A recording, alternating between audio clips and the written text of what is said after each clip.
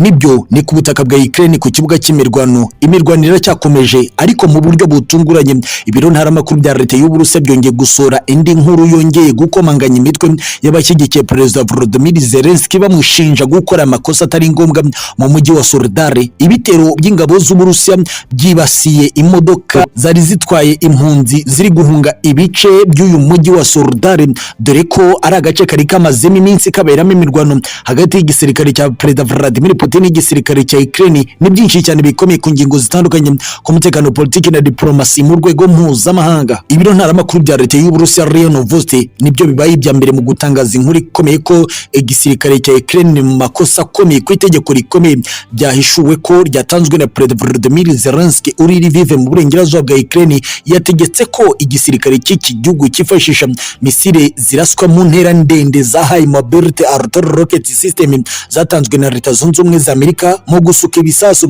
mu birindiro by'igisirikare cy'Uburusiya biri mu mujyi wa Soledar. Twabibutsa ko ku itariki ya 12 mu ijoro aribwo uyu mujyi winje mu biganza by'igisirikare cy'Uburusiya nyuma y'imirwano ikomeye yahuje igisirikare cy'Uburusiya n'igisirikare cya Ukraine n'abacancuro baje gufasha Perezida Volodymyr Zelensky. Ibyasize iki gice kinje mu biganza bya Perezida Vladimir Putin, ariko mu masaha atashize inkuru yongeye kuba mpamo ko igisirikare cya Ukraine gikosa amakosa akomeye ubwo cyasukaga misile muri uyu mujyi wa Soledar, ibitumye imodoka zigera kuri 4 zari zihetse impunzi muri aka gace zihura n'uruva gusenya. Abasesenguzi n'abakurikirana bakavuga ko ubuhubutsi ku byemezo by'imirwano bya Perezida Volodymyr Zelensky aribyo biteye akaga gakomeye, ariko kandi bitangazamakuru byo mu burengerazuba bw'isi bivuze ko ibi ari ubwicanyi bukomeje gukorwa n'igisirikare cy'Uburusiya bigamije gutesha agaciro ikiremwa muntu cya Ukraine. Gusa bakimara kuvuga ibi, abavetera mu gisirikare cy'Uburusiya basesengura ibijyanye n'intambara ya Ukraine bari mu murwa mukuru w'Uburusiya i Moscow bavuze ko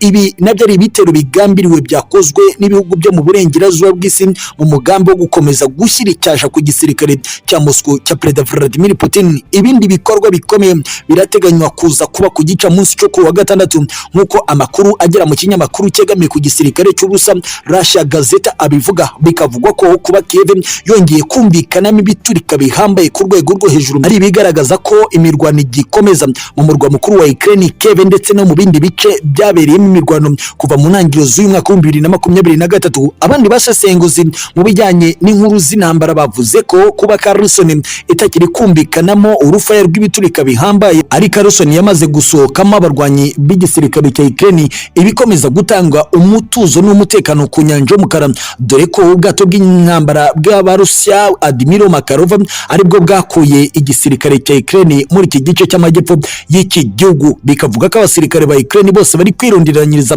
mu mujyi wa Ukraine rwagati kukuryamaho kugira ngo utaguma kwinjirwamo n'abashyigikiwe n'Uburusiya barimo abanyacecenia bakuriwe na General Ramazan Kadyrov mu buryo bukomeye kandi bugoranye kubera ikirere gikonje cyane cya Ukraine. By'umwihariko muri intambara ibintu biri kurushaho gusharirira igisirikare cy'iki gihugu bivuye ku bukana bw'ibitero by'Abarusiya. Mu masaha make gusa atambutse ikinyamakuru Belarus Partizan ati Perezida Vladimir Putin yasabye abakomando be kwerekeza ubushobozi bafite bw'imbunda z'ibifaru n'indege z'intambara kuri Kiev umurwa mukuru wa Ukraine, n'inyuma gato y'indege z'intambara z'Uburusiya zakomeje kurasa mu majyaruguru y'uyu murwa mukuru wa Ukraine kazwi cyane ahari hashinzwe ibirindiro bishya by'ingabo zirwanira mu kirere z'umuryango w'ubutabarana mu gisirikare NATO mu kuzigotera hamwe kugira ngo nizifatwa mpiri zizaryozwe ibyaha by'intambara byo kwigomeka nk'uko byavumbuwe n'iki kinyamakuru. Ariko kandi tukiri muri iki kinyamakuru nanone cyanditse ko kajugujugu y'igisirikare cya Ukraine yagemuraga intwaro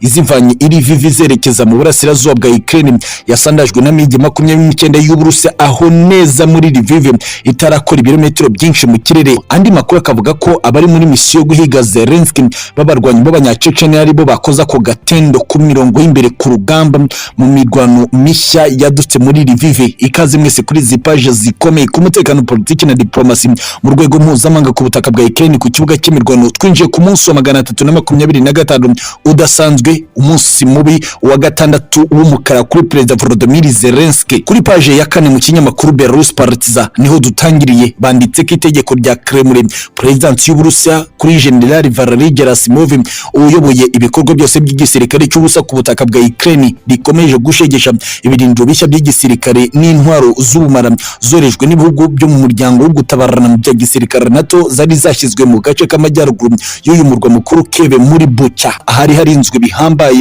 n'igisirikare cya NATO cyane abongereza n'abanyamerika bambaye impuzankano y'igisirikare cya Ukraine batangiye kuraswaho bikomeye nyuma y'amakuru yageraga mu butasi bw'Abarusiya. Impamvu nyamukuru y'ibi birindiro ari ugushaka uko hoherezwa izi ntwaro mu bindi bice bya Ukraine ari byo byateye impungenge zikomeye. Kremlin nayo itegeka ko hakorwa igishoboka cyose zigafatwa cyangwa zigasenywa zitarakwirakwizwa ku butaka bwa Ukraine. Belarus Partiza yavumbuye kandi ko Kremlin muri Presidence y'Uburusiya kwa Perezida Vladimir Putin basabye ko abakomando kabuhariwe bagomba kwerekeza muri Kiev kujya kuburizamo icyo gikorwa cya NATO ku butaka bwa Ukraine. Ibyabyara akaga gakomeye ku gisirikare cy'Uburusiya mu gihe cyaba kidakomye mu nkokora iki gikorwa cyo gukwirakwiza intwaro ku butaka bw'iki gihugu. Icyakora cyo nubwo ibyo byose byabaga, ubutasi bw'igisirikare cy'Uburusiya bwakurikiraniraga hafi ibiri gukorwa n'umuryango w'ubutabarana bya gisirikare NATO, dore ko ahantu n'ubundi hari hateye impungenge zikomeye kuko hari ibirindiro by'ingabo zirwanira